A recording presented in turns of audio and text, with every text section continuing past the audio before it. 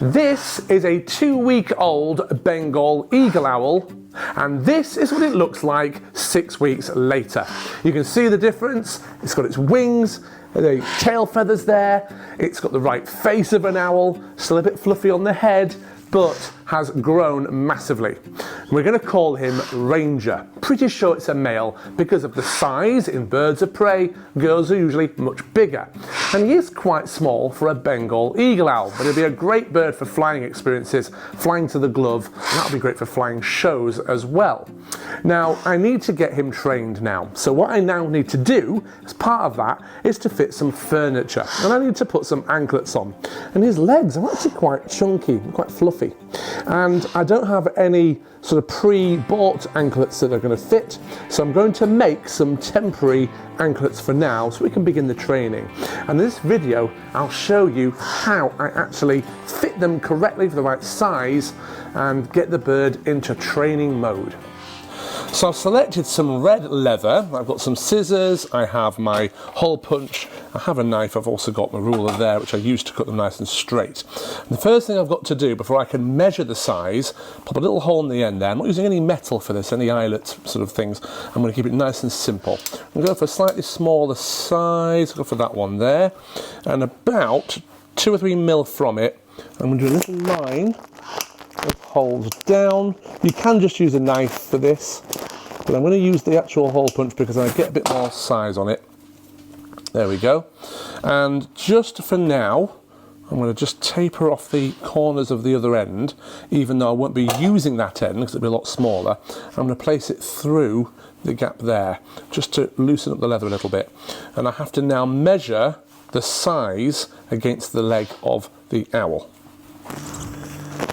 So it's round, I'm going to pop it through like so, and pull it through there, and I'm going to want it to be not too tight, bit of movement, so around there. So I've now marked where I need it to be cut.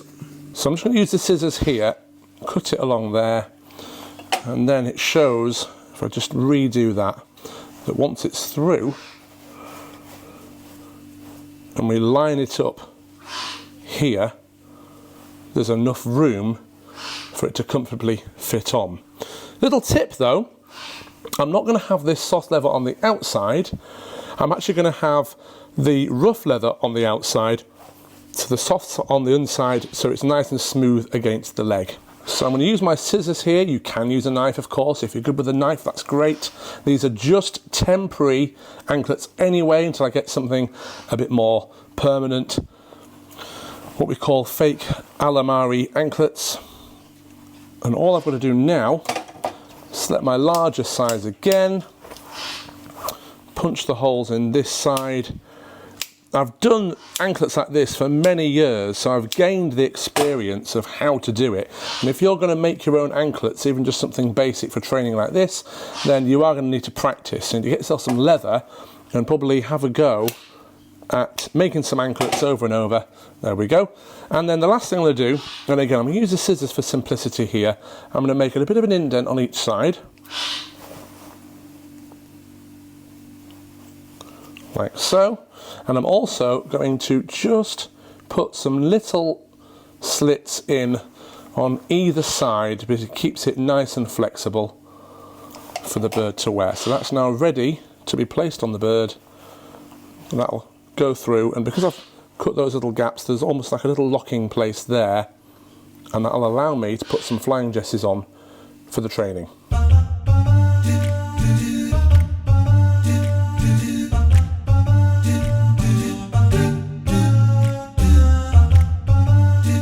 So there we go, one basic anklet for training on, looking lovely.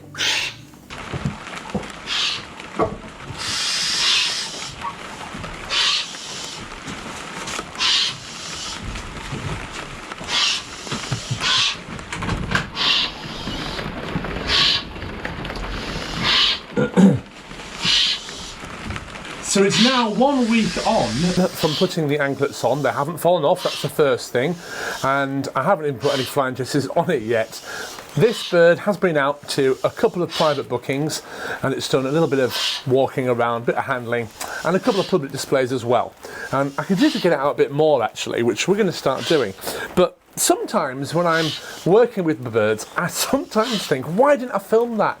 Because what I did a few days ago, came in here into the aviary where this bird ranger is currently living, and I essentially put the food on the glove, thinking, okay, the bird will do its typical thing of, oh, you want me to fly to your glove? Oh, I don't know about that. Maybe I will. Oh, I don't know.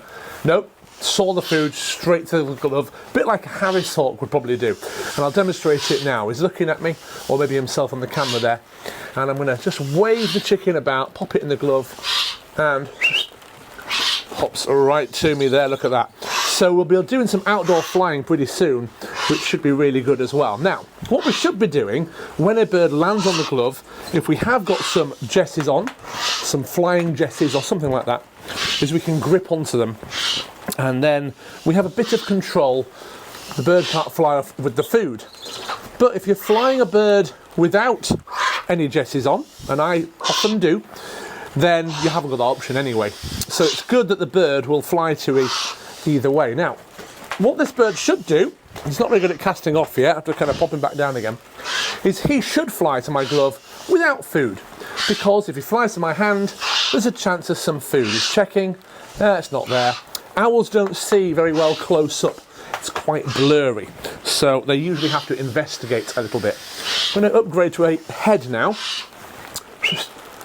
There we go. Now I usually do this in the aviary for about 10-15 minutes every day, but for the purpose of the video, I'll keep it short today. And I'm going to reward him now with a mouse, the full meal. But before that, another one quick to the hand. Nothing there. Okay, never mind. Back on the perch again. But this time, there will be the mouse there.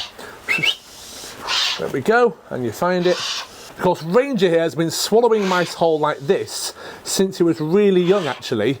As you can see in this clip here, as he's quite fluffy in that clip, and I'm glad I had that because he's just jumped down onto the shelf perch to eat it in private in the corner. So, good progress with Ranger the Bengal Eagle owl. Keep an eye on the channel, see him in some flying shows very soon, maybe in some flying experiences. We're going to have a great summer training this bird to fly free.